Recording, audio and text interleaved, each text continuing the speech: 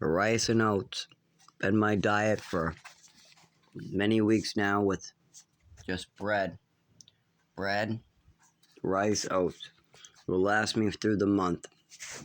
Why? Can't work, can't use a shelter, can't collect my social security. Why? I've had a neurological disorder for 25 years.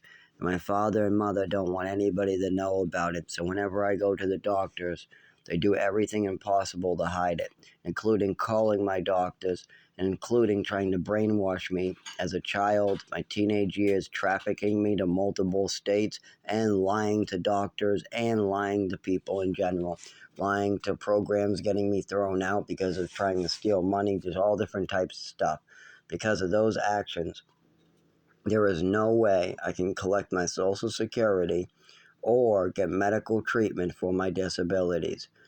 And that is a serious, serious, serious, life-threatening problem. So, for now, I don't have any food stamps, no money. So I am prepared for this a little bit. So I bought a surplus of rice, surplus of oats. I got Irish oats. I got the regular old-fashioned oats.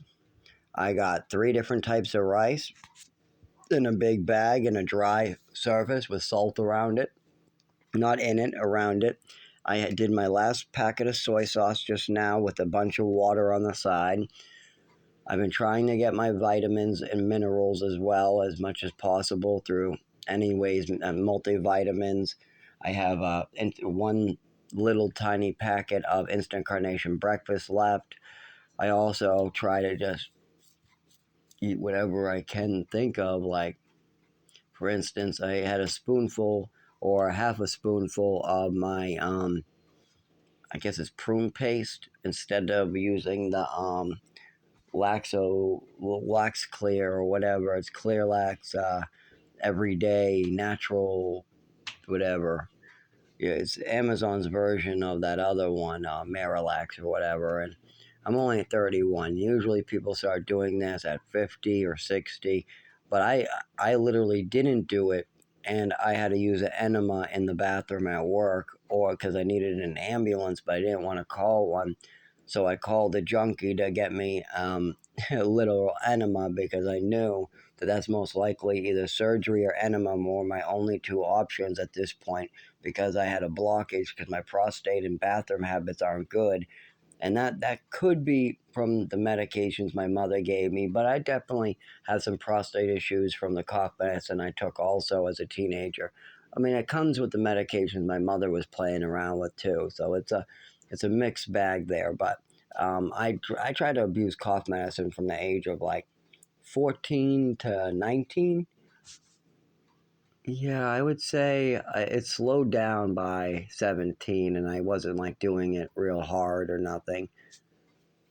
It was like low doses mixed with salvia. Like I took 4 cough pills with salvia at the age of 18. So by then it wasn't like a thing.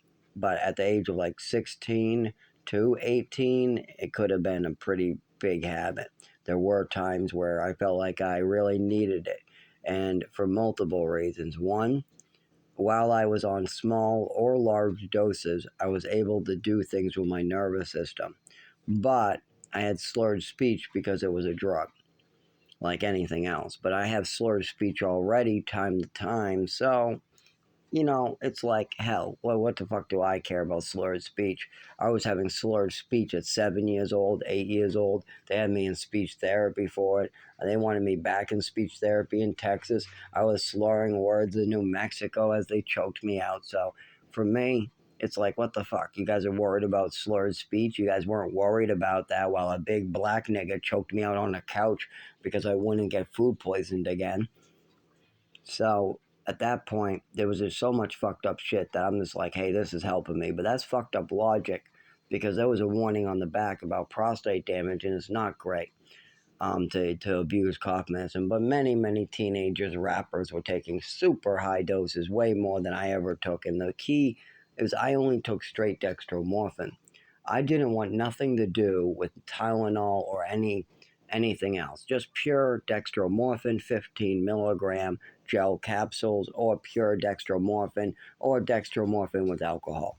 There was even a couple brands that stopped being sold in the 90s that I looked for when I was like 15 called Dexalose. 90 milligrams to 120 milligrams of dextromorphin per pill. That is literally like a ridiculous one of those pills with a one puff of weed would make you trip. One pill. How are you supposed to take that stuff? Hence why they stopped selling it in the 90s. But yeah, Dexalose, or yeah, I hope that's how you pronounce it, was a big medication with a high dosage of just dextromorphin. They put it in cough drops too, and it really does help, but you couldn't get high off those. They also put it in medications with Tylenol. You can't get high off those either. So, and by the time I was like 16, 17, I was just getting into weed and watching my parents get drunk. By the time I was 18, I was getting off of the cough medicine and going more to the weed. By the time I'm 19, I'm all about that weed and dabbling in beer. I tried beer a couple times when I was a teenager because it was always around me, but I couldn't really drink enough to get a buzz, and it wasn't tasting good, and my stomach and esophagus is fucked up from all my mother's fucking poisoning, so the bubbles, just a lot of problems with that. So weed was my go-to, and the cough medicine just lower the dose. And oh yeah, and I'm taking Benadryl because it's working fantastically for the nervous system, and it's also putting me to sleep at bedtime. And the max dose I've ever tried was about 6. Well, it was way too much. I thought taking 6 at once was way too much. I was like, oops, that's not as many I wanted. Fuck. But then I realized later that's doing the 6 Benadryl at one time at the age of 16 isn't going to kill you. There are people doing a lot worse than that, as long as I didn't want to do it again. So yeah, I was taking too much Benadryl, I would say, as a teenager because my mother told me that my neurological disorder and an overdose was an allergy attack, and I found that the Benadryl was helping a little bit. It still helps today. It still does, but it makes me just drowsy enough where I have to be just sitting. But it does help my nervous system while I'm laying there. It definitely does. And I've known this for a long time that Benadryl does work great as a muscle relaxer. It really does. It also, Vistarol works good for anxiety and to relax you as well. And that's Benadryl in another form. Oh yeah, I was on Vistarol as a child too, but that's less dangerous. My mother did have me on Vistarol during childhood as well. That's one to add to the list.